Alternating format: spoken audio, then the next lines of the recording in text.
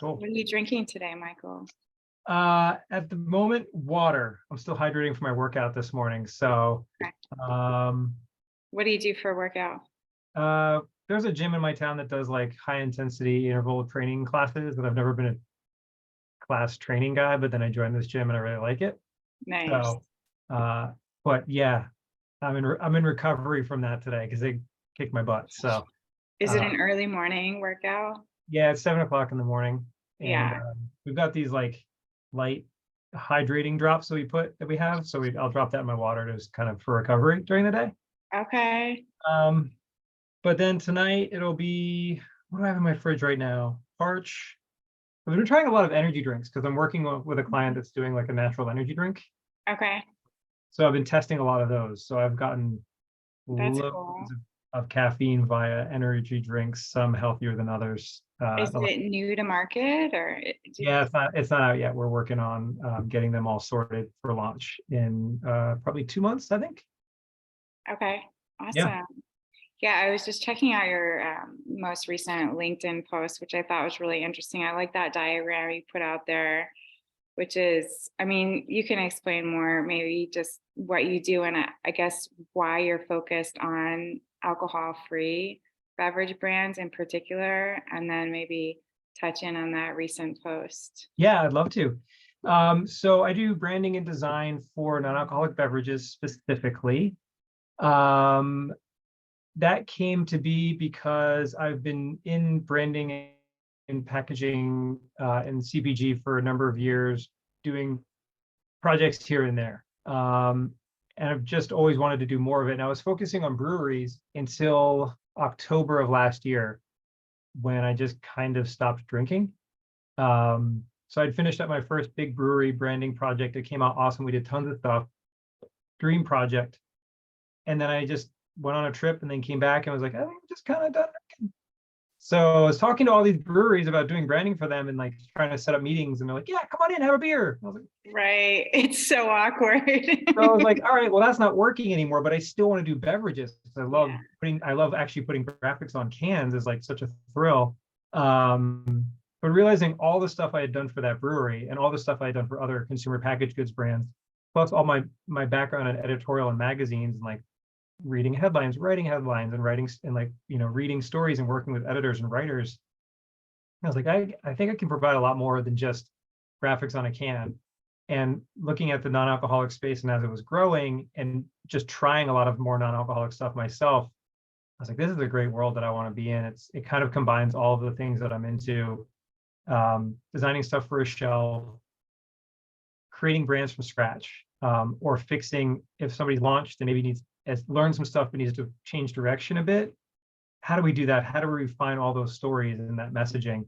Plus the fact that I'm not drinking, like, oh, this is a really healthy community to be a part of. I like aligned with the passion and the mission that everyone has in the space.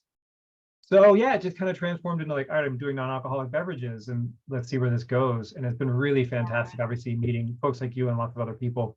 Um, Everyone knows how helpful and supportive this community is. So that's been very, very fulfilling so far.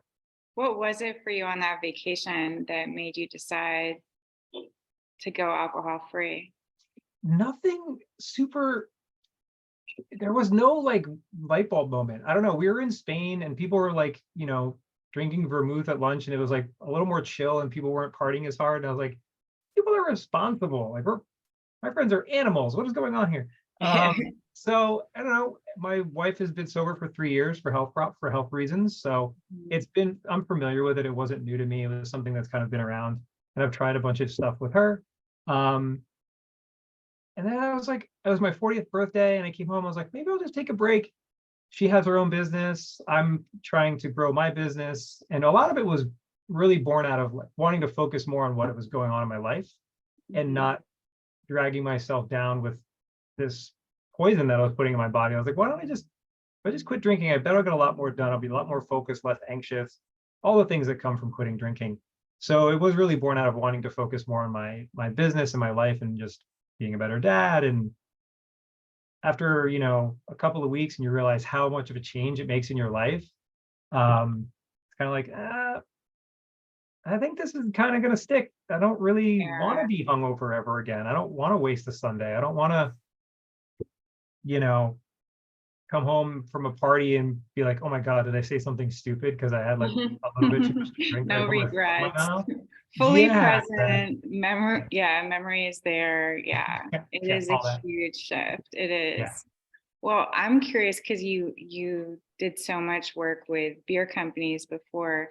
What do you think are the main differences in, I guess, marketing and maybe package design between the alcohol-based brands you work with and non-alc, or is it the same fundamental approach that we use regardless of what's inside? There is a huge fundamental difference. Well, there's two. Number one is the people who start non-alcoholic beverage companies, in my experience, this isn't, I don't want to paint with too broad of a brush here, a lot more entrepreneurial and sort of business minded, Interesting. because of your ability to sell over state lines in different retailers. You have a much bigger path to market. And brewers, in my experience, kind of just want to hang out at the brewery and make beer and hang out with people at the tap room. It's a very social world, and they're wonderful. I love brewers and I love going to breweries and I love that world.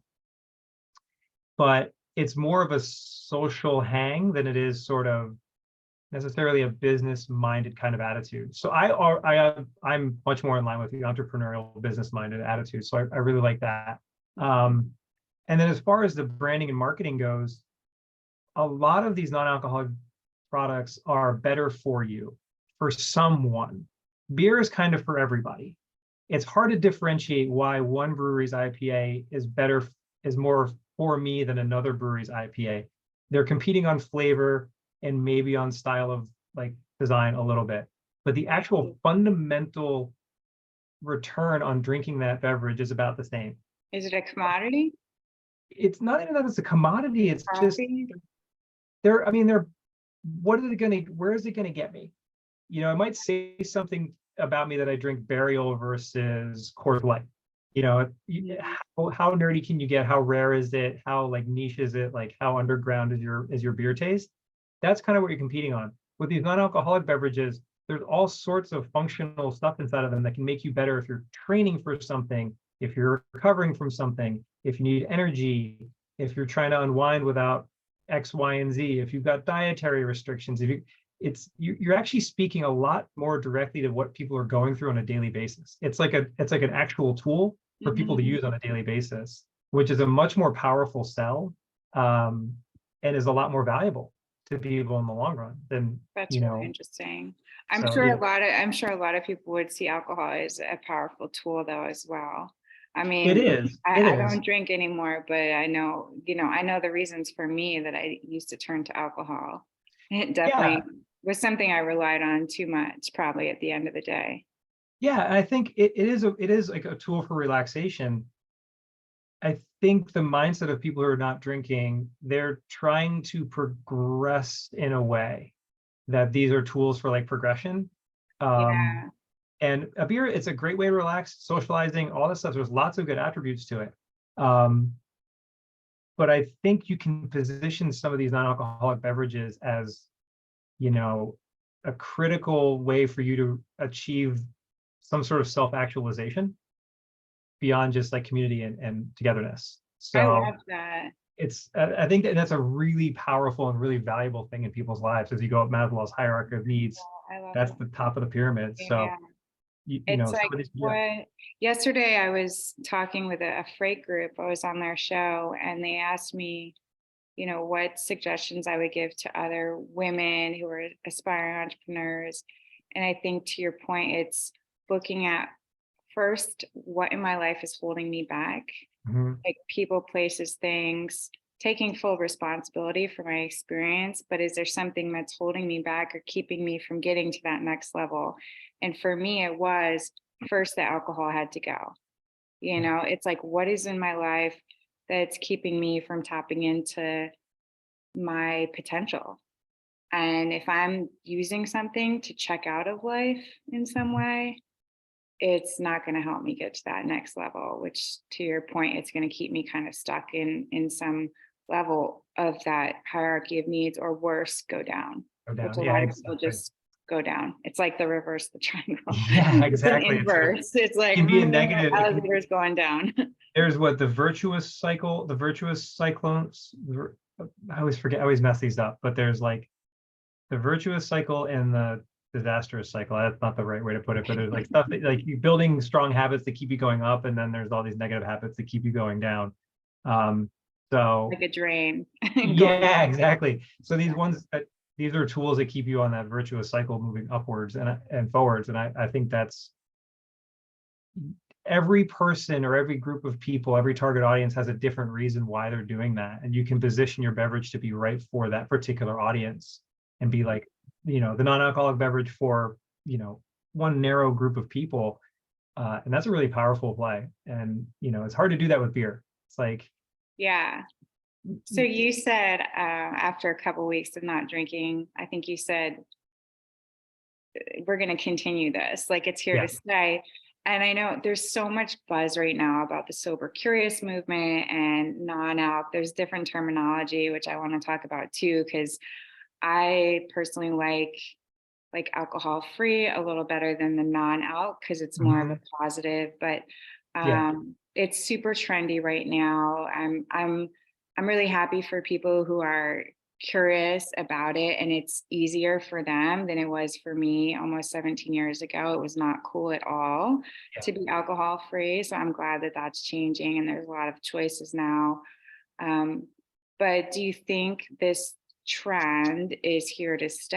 I mean, do you think this wave that's come through and all these NA beverages, like there may be a shakeout, like there are in a lot of industries, but it's growing really fast. What do you see the future is the next few years in this category Um, looking like? so it's a really great question, and one that my business completely relies on. So Yeah, I am super optimistic about it.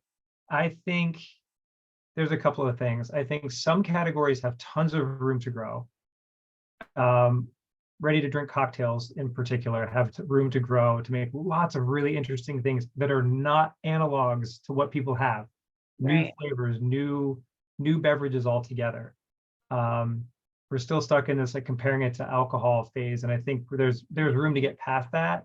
And it's like, oh no, this is a non-alcoholic beverage that's not a Paloma and it's not an old fashioned. It's something in and of itself, its own thing.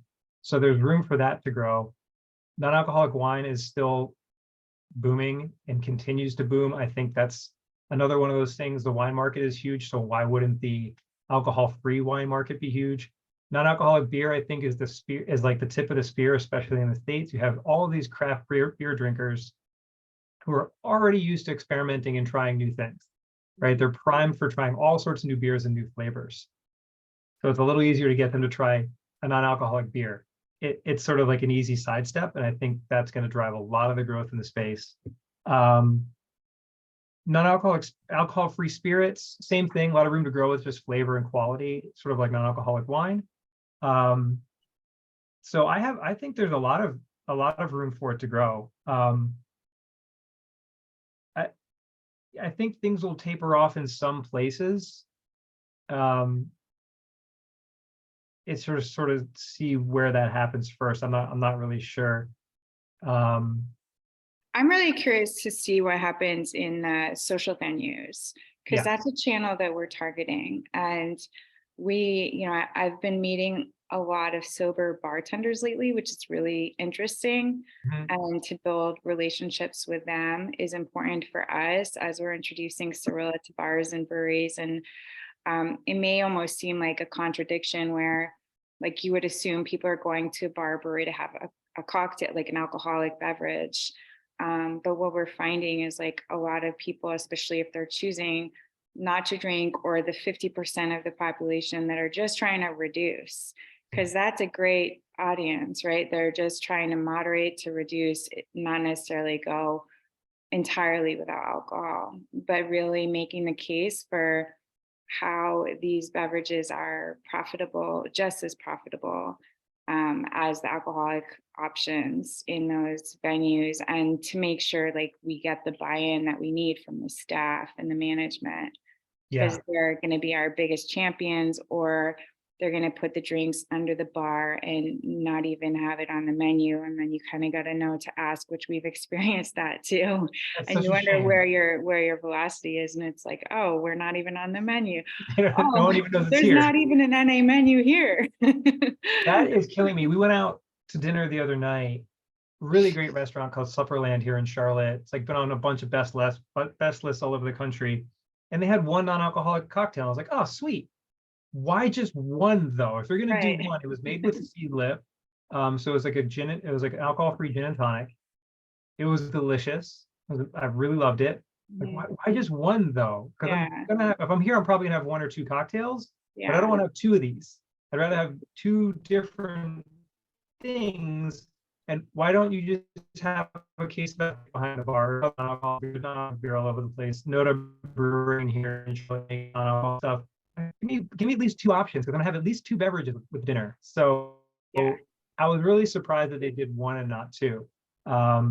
But I think that's another place you're talking about growth, like the explosion of non-alcoholic menus or options at places. Because after quitting drinking, I've talked to so many friends who don't drink, and I didn't know. So They all I come have to you, friends. right? When they find out, it's like they flock Yeah, to you and you're like, wow, I didn't know. I thought I was yeah. the only one. Loads of friends who started dry January, and now we're here in March, and they're still dry, and it's like it's Nice. stuck this year Yeah. because there's options, because Yeah. they had the 0.0 Guinness at the store and they love it. So I think the trend is here to stay because of that and because people are reducing.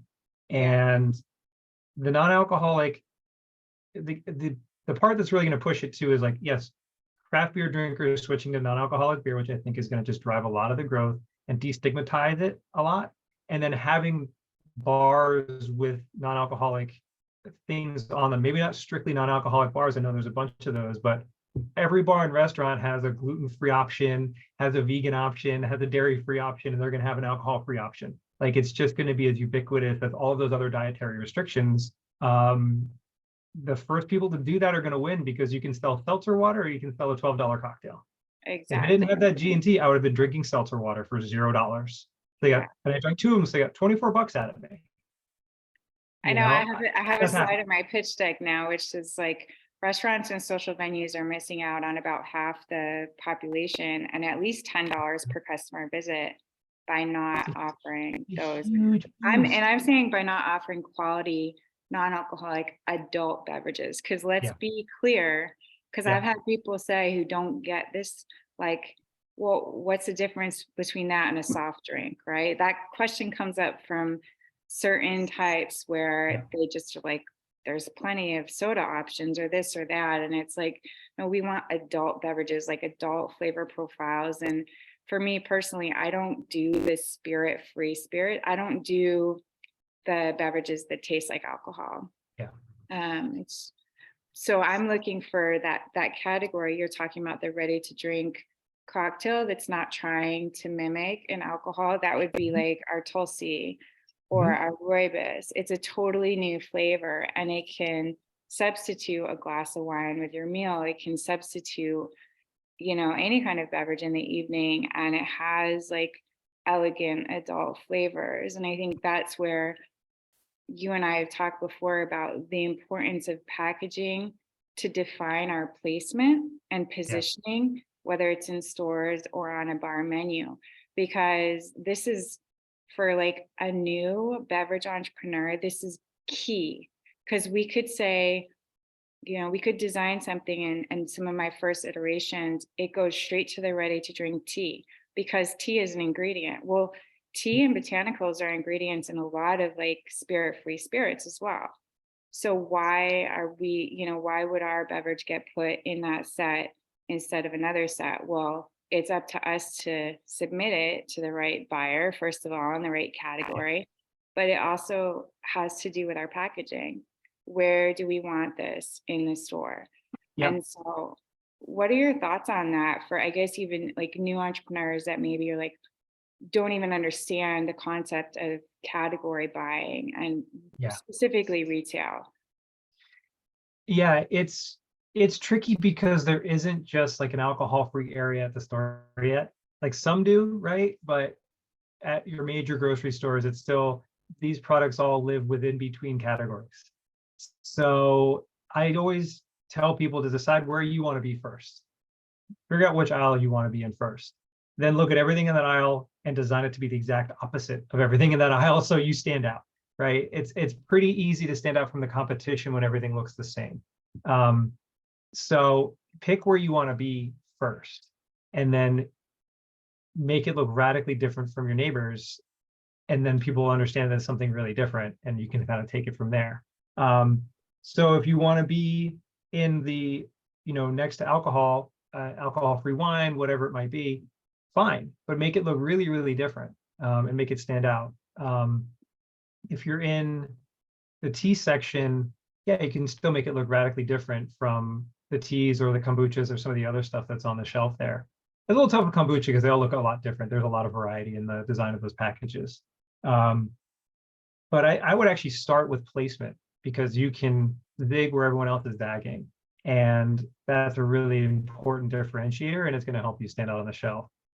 Yeah. Until there is a dedicated like alcohol-free adult beverage area in most grocery stores, it's almost like shooting fish in a barrel by making it look different than all the other energy drinks or all the other coffee drinks or all the other whatever it might be. So if you can start there, you'll have a sense of what you can do differently. Yeah, it is interesting around the holidays where even conventional groceries will set up those displays. Like they'll have like the Martinellis and like the sparkling apple juice. Yeah. What else? I was seeing Toast, the brand Mhm. here, right around like New Year's in our conventional stores. So, but it's like, okay, you're doing that for the holidays. Why not have that set up year round? Because we celebrate all the time. What do you think about this play for a non-alc brand to look at positioning next to the beer and wine if they're in a state where that's in the grocery store? Like coming through, you're in Charlotte, I'm in North Carolina as well. Yeah. You know the way the stores are laid out here. Yeah. We could place either in the center store, like with Coke and Pepsi products and other natural organic drinks Yeah. that are shelf stable, or there's a mocktail section, which is another play, right? They're like mixers and mocktails, and then, or sorry, the mixer set, not the mocktail. And then there's the beer and wine set. I mean, if it's adult, not like alcohol-free adult beverage, I would be next to the beer and wine. I Yeah. mean, you want to be compared to that. That's your audience is going to be there. If you are in the soda aisle, you're getting like teenagers and all sorts of people looking down that aisle.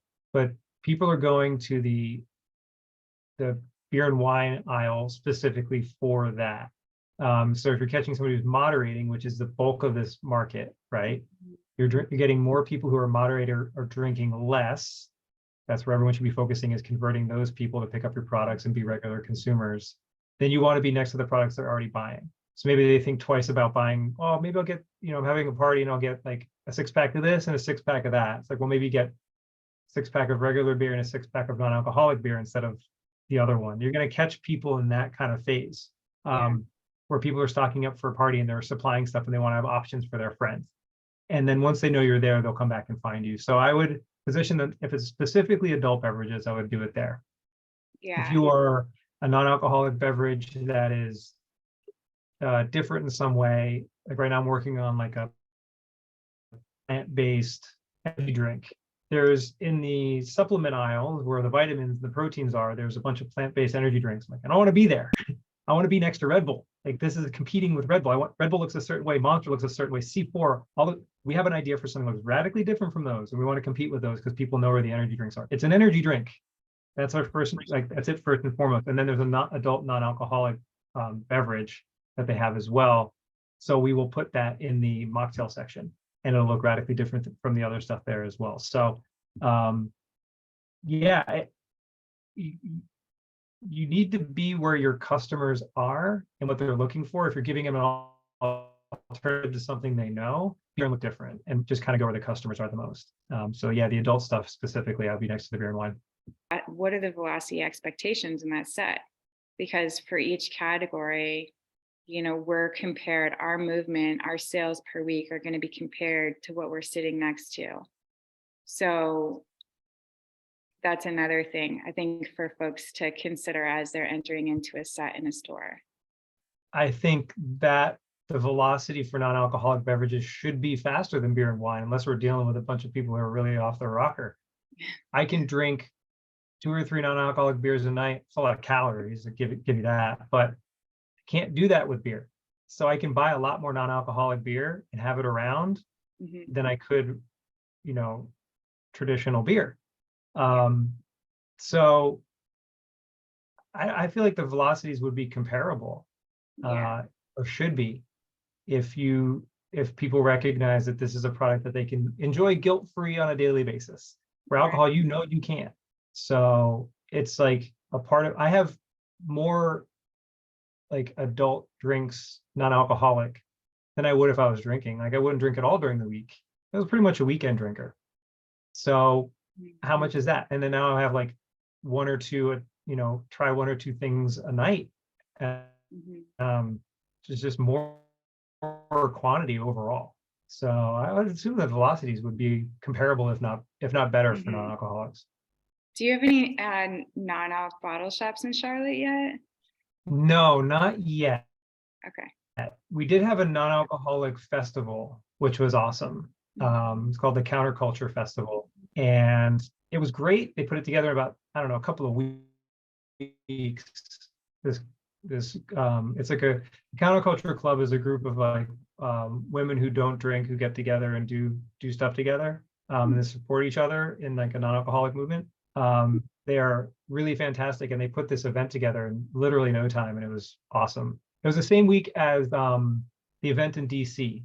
That's the one Yeah, I of like saw Derek that. Brown. That was the same weekend I was flying back from Rwanda Yes. because I had a layover in DC, but it was like the night after. I just missed See that it. manifest. I know. So yeah, it was that same time. Um, so we have those, but no bottle shops yet. I still have to go down to I think the closest one is Charleston, I think. Sachet, we're in Yeah. there. Yeah, Yeah. yeah. Awesome. Well, are you accepting new clients? Is there anything you want to leave for folks who might be watching, listening? Yeah. Um, Definitely still signing new clients, working through a couple of them right now. And yeah, definitely taking on new clients at various capacities, whether it's launching or you're, like I said, you've been in the market for a little bit and something, you've learned some stuff, you maybe need to make some changes. Or you're just at a point where about to grow and you're about to, again, move that concentric circle out a little bit. What I do can cover all those bases and help you get to that next stage, whatever it may be in your business. So yeah, very much up and running and looking for new clients. And do you advise folks on format too? Because there's so many options now. There's the cans, there's all kinds of different cans, there's glass bottles, because that also, and then there's like, do you put the can in the box? And those are Yeah. really important decisions as Yeah. well, even Yeah, beyond branding. But what does that convey for, from a marketing perspective, especially if it's first impression? absolutely. And again, I think this starts with who your ideal customer is and what they're expecting. What premium level are you at? And what are you going to be next to on the shelf? So anything you can do to be different, because you don't have to be the best, but you do have to be different, because different is better than good. So whatever is different from what your competitors are doing is going to help you stand out. And then obviously what you put on that is going to help as well. But all those things play into it. So yeah, if you're doing an energy drink and you can get it out of the 12-ounce slim can, great. Try do an energy drink in like a regular 12-ounce can. Maybe it just stands out enough. Anytime you can buck those trends a little bit, I think is helpful. And then when it comes to all of these secondary packaging, yeah, that's I think where the fun really happens is what Mhm. do people get when it lands on their doorstep when they're ordering online, right? They open it up. Like, how do you treat them to something that feels like really special, like you really care about them, and reinforce the fact that you're paying attention to every little detail? It really makes people, it will make people think your drink tastes better than it tastes. There's a psychology in that if you put cheap Prosecco in a bottle of Dom Perignon, people think it tastes better. Yeah. You've done these studies so many times. So anytime you can get those endorphins spun up before they crack the first can, do that. It doesn't cost that much more, but it pays off big time. So all those things matter. And that's all the kind of stuff we do. That's true. There's this really beautiful square, like tall rectangle bottle in the fresh market here. It's a sparkling water, and I just bought it for the bottle. Totally. I'm sure it's the same sparkling water inside. It's just so pretty. Yeah. Yeah, it feels like a celebration. Yeah. Everything, all those touch points matter. Like, Yeah. and some are more than others. Some cost a lot more, but if you can do it, it's not a huge investment, and you can put an extra 5 cents per bottle on it or whatever, like it pays off in the long run, because people are going to remember it, and they're going to talk about it, and they're going to come back and find it again. Which is the goal, is repeat customers, getting people coming back again and again. Yeah, one nice thing about starting in a can is it's just easy for trial. It's a low investment for folks to try that single serve can, $3, nothing really to lose. Whereas I think it's tougher when I see brands starting out in, whether it's a $20 bottle or a multi-pack, it's going to be over $10. It's a bigger risk for the consumer. It's a bigger ask of them to try something if they haven't ever tasted it. Yeah, So absolutely. do you think there's a perfect time or how do you think a brand can know, like, when is the right time to move into that multi-pack or larger format or glass bottle? I think you'd have to look at your data for velocity at retail and direct to consumer. If people are ordering multiple cans at a time, put them in a 4-pack and mark it down a little bit, so it's like a value for them. Again, I think it's just listening to your customers once you're in the space. You can ask as well, like, hey, would this be valuable to you? If you have early adopters and get their feedback and input, and they feel like they have some say in where your company is going, that's another way of strengthening your brand and your connection with your customers. So I don't think there's anything wrong with actually asking people what they want. You have their data, probably have their email address, and you can ask a few. Be like, hey, we're doing 4-packs. Would you be interested in us doing that? And we'll send you one or something, So they're just really seeing what's working out there. As far as like going into like a larger volume, like you said, if you went from cans to like a bottle, like a larger volume for one. I think you just have to message how that bottle would be. Like, if you're mixing it with something, is it supposed to be added with something else? What is it? That almost becomes more like an ingredient than it does.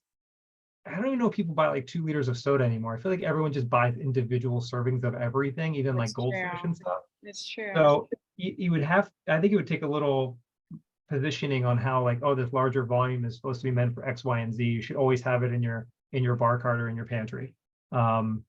Again, it becomes a pantry staple and not necessarily like a one-off. I think it'd be more of a food service play, like in place of a wine bottle, in place of a Pellegrino bottle on the table. Yeah. I think there's a lot of ways to position it where it's not just sort of the individual consumer feels like for a slightly different buyer. You have to make sure you nail the messaging on that, and tell the right people that you have that available for them. So it's more of a bulk buy. But yeah, if you're getting traction, people like your restaurant clients are loving it. They're like, hey, you can sort of buy in bulk now. We're offering it in this larger volume that you can keep behind the bar. Anything that makes it more valuable to them, I think, is a good move. Yeah.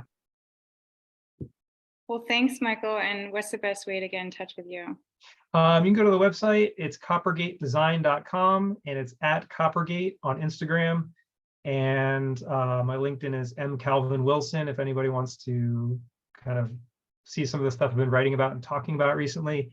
Yeah, and the email is michael@Coppergate Design if anybody's got questions or concerns, or just wants to talk about what to get a beverage brand off the ground. I'm always happy to give out some free advice and have a chat with people. Yeah, I've enjoyed it. I appreciate your support, and hopefully we'll connect in Charlotte soon. Yeah, and if next time I'm in Nashville, I'll give you a shout. Thank you. Talk to you soon. Thanks so much. Take care. Bye.